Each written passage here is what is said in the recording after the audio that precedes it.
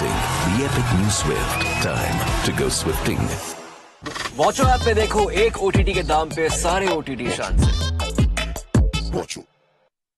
It's Australia who turn it up a few gears. We've seen 200 breached for the first time in the ICC Men's T20 World Cup. We've seen Australia register their highest power play score in the history of this competition. 201 is where things stand, with two high-profile teams in a game with high stakes, especially for England, who have dropped that one crucial point against Scotland. They must win. They must now chase over 200. This is our halftime show on Maruti Suzuki Arena presents ESPN Cricket for Timeout, powered by Dish TV Watcher. Wasim Jaffer in studio with me. I'll get Wasim's thoughts in a moment. Nick Knight waiting patiently in the United Kingdom. But Tom Moody's private jet has landed from Dallas to Antigua. So let's go there first up, because he'll be a happy man with Australia scoring in excess of 200. Take it away, Tom. Private jet, I love it. I can only wish for those things. But look, Australia, having been sent in, they'll be very pleased with breaching that 200 mark on a surface that certainly looked a little bit better than what we've seen in Barbados previously. But it certainly doesn't look like a 200 plus wicket to me. So I think Australia would be very, very happy, particularly the way they got out of the blocks in that power play to give them that strong foundation for a big score. Let's start exactly there with you, Nick Knight. Decisive blows dealt in the power play? Yeah, I thought England overthought it actually a little bit. I mean, and many times in the build-up I talked about Reece Topley. I'm still surprised he didn't play. But I'm no problem with them going with Moeen Ali in the power play. I thought that was absolutely fine. I think where they overthought it a little bit is relying a little bit on Will Jacks, who's a part-time bowler, really. I know he's useful at times, but with the wind and the short side, and you've got Jofra Archer champing at the bit, ready to go with a new ball, I thought that was an unwise decision. So, yeah, I mean, it's going to be a tough run chase for sure. Can any side do that? Probably England, with the way they set up back down to 8 with Jordan. But it's going to be a lot of fun to watch if they do.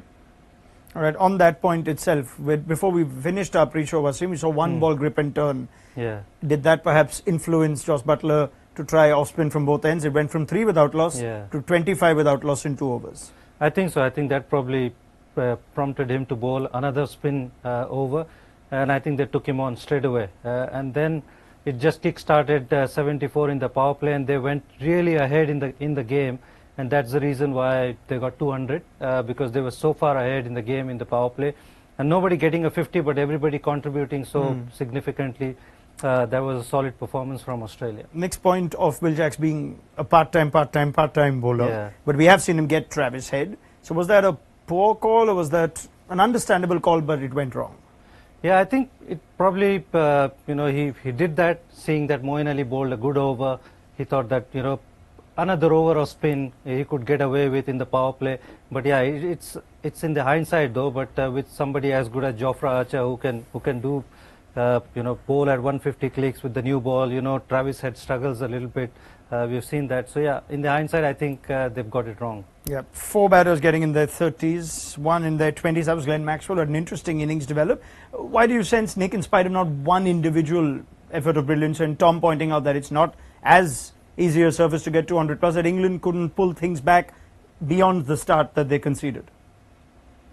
Well, they pulled it back a little bit because they got a couple of wickets in a row on a couple of occasions. But yeah, I mean, the game was marching away from them for most part. I just think it's a good pitch to bowl on. If you bowl the right length, you bowl cutters, you bowl into the surface, you mix your pace up a little bit. I'll be really surprised, folks, if we get anything more than that from Australia with the ball in the second half of the game. They'll hit the pitch hard, they'll take all the pace out of it and ask England to come running at them and try and generate as much power from very little. So I just felt England took too long to adapt to that. Mark Wood's first over too was all about pace, went for 22. I just felt England were a little off the pace there. I don't expect Australia to be. England will have to be at their very best here with the bat in hand. That's one of those all-round batting efforts that every coach is happy about. 30s and 20s, Tom, at 150, 160, 170 strike rate. Absolutely, it is. They're all impact innings, aren't they? So that's the most important thing.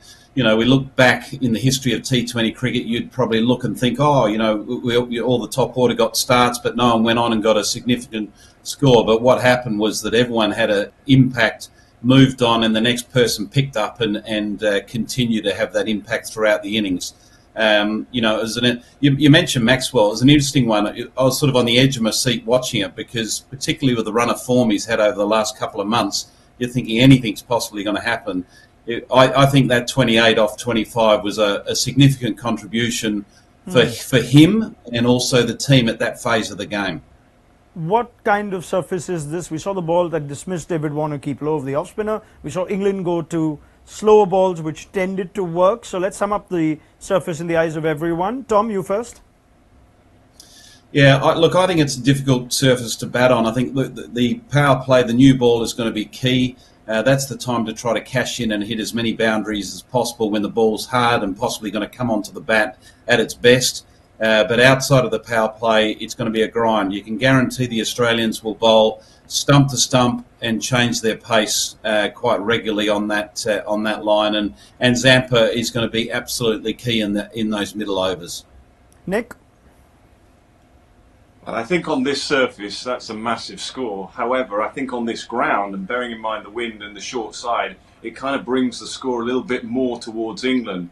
So when you look at the two facets or the two factors considered, still it's big favour or advantage really to Australia. I just feel looking ahead, without trying to get too clever, you expect England to try and get off to a flying start. That's a given. If they manage to do that, can one player stay in, or are we going to constantly have new batters to reassess and get in? It might just come down to sort of overs 12, 13, 14, Liam Livingstone, Moeen Ali. I would use Moeen Ali in a more flexible role. I talked a lot about that. Use the left-hander so you can access the short side all the time. But it might just come down to Zampa and those middle overs, and have England got enough power to hit a ball that's not coming very fast at them. Yep, we know that it's a 53-metre boundary, I believe, today, which is staggering for a big international World Cup game. It started with a boundary, the England innings. It's already well and truly underway. Spin playing a decisive role. Tom talks about Adam Zampa. We saw mixed back from Rashid. Liam Livingstone got a wicket. Will spin play a big role? I think Zampa's 4 over is going to be very, very crucial. I don't know too much about how much Maxwell is going to bowl, because it's a right-hand dominated side with short side on the boundary. But Zampa's 4 over is going to be very, very critical. If they get to a good start, it's a game on, because they've got the batters to deal with the seamers.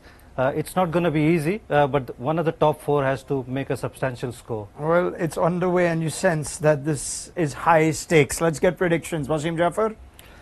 I'm going to back Australia to win. Australia to win easy?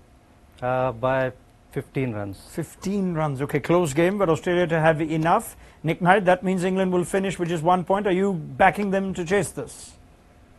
I'm backing them to have a lot of fun out there. I'm backing them for a dramatic run chase. They're going to have to play extremely well, but I think they are a side that can just about do it. Go on, Tom. Australia by 26 runs.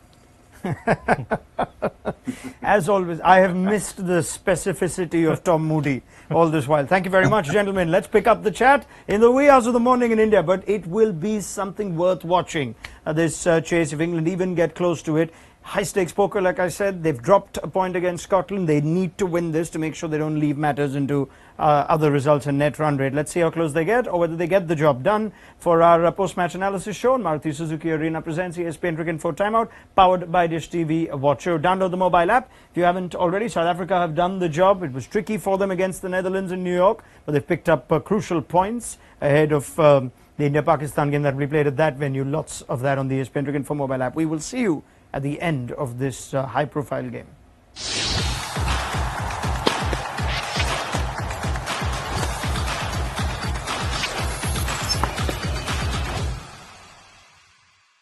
Introducing the epic new Swift. Time to go swifting.